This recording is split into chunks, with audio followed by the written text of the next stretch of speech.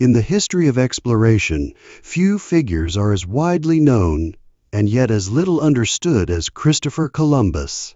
The man who sailed across the Atlantic in 1492 has been obscured by centuries of myth-making, a process that has added layers of heroic invention over the practical reality of his life. To grasp the true story, we must look beyond the fables and focus on the fundamental facts. The man who would become known to history was born Cristoforo Colombo, a son of the Republic of Genoa, likely around the year 1451. His father, Domenico, was a wool weaver, a trade that placed him squarely within the commercial life of the city. Subsequent attempts which try to make him a Spaniard, a Portuguese, or a persecuted Jew often rely on slender circumstantial evidence, such as the use of the name Colin in Spain, or the lack of surviving documents in his native dialect. However, the most reliable records come from the painstaking work of his own descendants, commissioned genealogists, who firmly traced his lineage back to Genoa. Despite later claims of his prodigious navigational skill, it is a matter of debate whether the young Columbus possessed any significant experience as a sailor. His primary occupation was not that of a navigator, but of a cartographer, a maker of maps.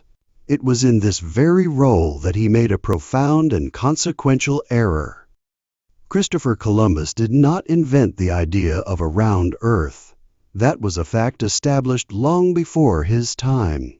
The ancient Greek philosophers had demonstrated it, with figures like Aristotle noting the Earth's curved shadow during lunar eclipses. More significantly, the Alexandrian scholar Eratosthenes had, centuries earlier, calculated a remarkably accurate approximation of the planet's circumference. The foundational knowledge was there, yet it was a later distortion of this knowledge that proved to be Columbus's key. In 1474, the Florentine physician Paolo Toscanelli produced a New World map. He had access to an Arabic translation of Eratosthenes' work, but a simple miscalculation led to a radical conclusion. He mistakenly used the shorter Roman mile instead of the longer Arabic mile, effectively shrinking the size of the known globe. His map depicted a far narrower Atlantic Ocean than what truly existed, showing a seemingly short, direct route to the fabled riches of East Asia. It is highly probable that Columbus was a fervent believer in this flawed model. His own conviction went beyond even Toscanelli's error. In his proposal to the Spanish monarchs, he bolstered his argument with the claim that the inhabitants of the Canary Islands had seen land to the west. From the Canaries to the American continent stretches almost 3,000 miles of open ocean. Thus he believed the ocean was narrower still than even Toscanelli's shrunken vision proposed. For any historian, a significant question persists. Was Christopher Columbus truly seeking the coast of East Asia when he sailed west? The agreement between Columbus and the Spanish monarchs is strikingly silent on the matter.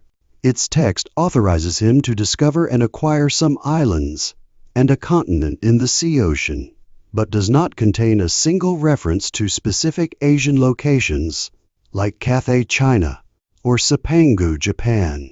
This opens the door to a different possibility, that Columbus's primary goal was not the distant and known East, but the unknown Atlantic itself. It is quite plausible that he hoped to find one of the many phantom islands that populated the maritime charts and sailors' tales of the era. These mythical places, such as Antilia or the Isle of St. Brendan, were believed to be rich in resources and ripe for discovery.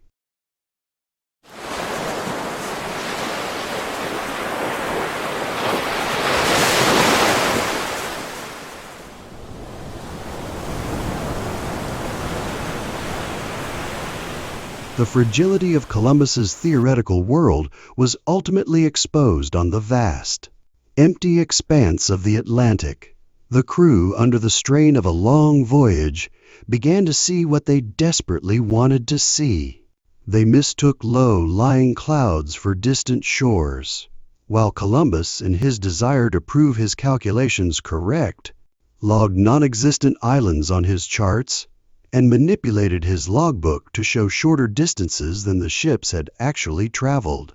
This fundamental disagreement between theory and reality led to a fierce confrontation between Admiral Columbus and the experienced mariner, Captain Martin Alonzo Pinzon.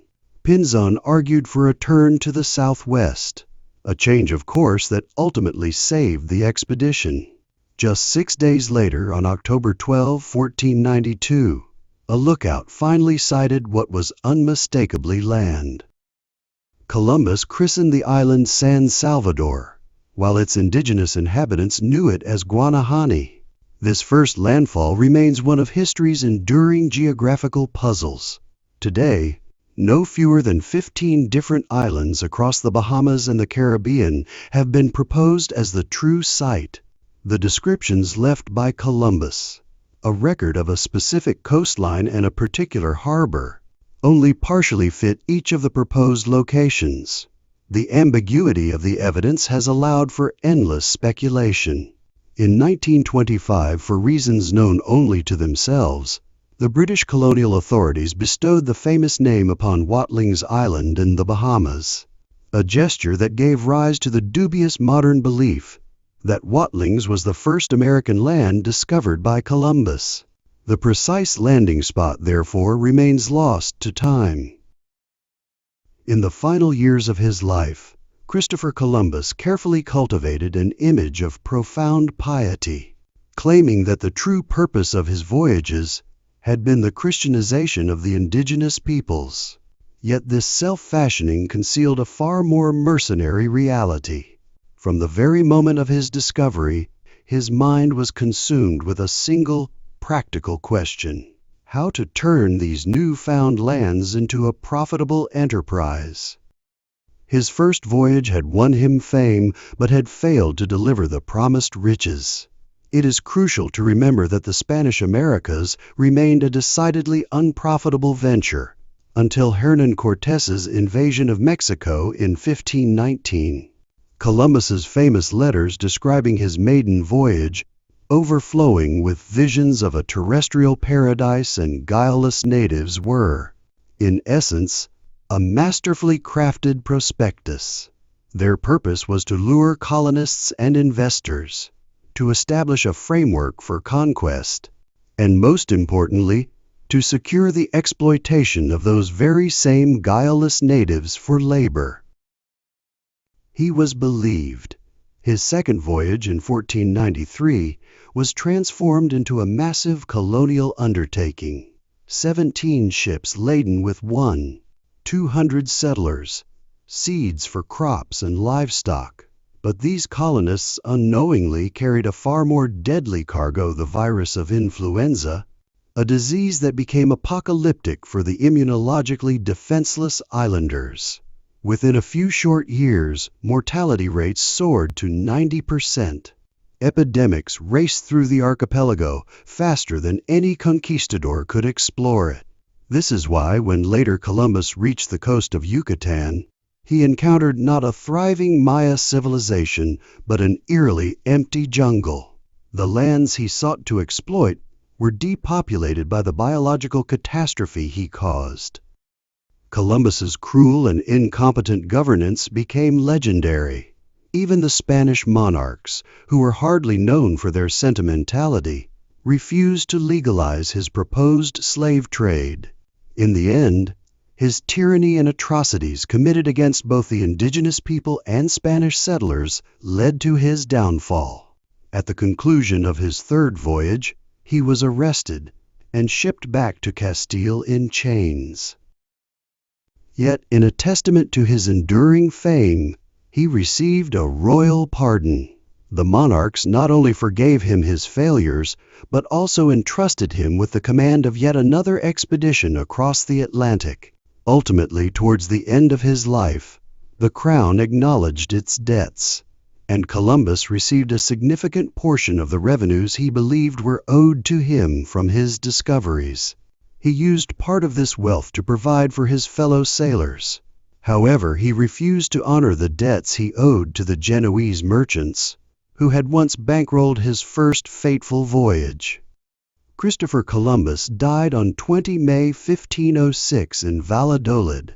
His contemporaries attributed his death to gout, a disease of the wealthy, but modern medical historians, re-examining the chronicled symptoms, now suspect a different end: reactive arthritis, a final lingering affliction contracted from the unfamiliar pathogens of the New World.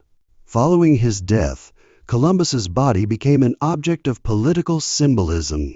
His remains were reburied several times, and consequently, 2 final resting places are now claimed for the great explorer: an imposing tomb within the Seville Cathedral, Spain, and the monumental Columbus Lighthouse in Santo Domingo, Dominican Republic. The saga of Columbus's legacy did not end with his death. In 1536, his grandson, Luis Colon, made a final pragmatic bargain with the Spanish crown. He formally bargained away what had become an empty and unenforceable title, the Viceroyalty of the New World. In its place, he secured something of tangible, immense value: a perpetual annuity of 10,000 ducats, a sum equivalent to approximately 35 kilograms of pure gold. The only vestiges of the original titles he retained were the hereditary rank of Admiral of the Ocean Sea and the dignity of a duke. The age of uncertain adventure was over. The age of banking and secure assets had begun. The discoverer's heir had chosen sure gold over uncertain glory, a final act of practicality in a saga built on ambition and miscalculation.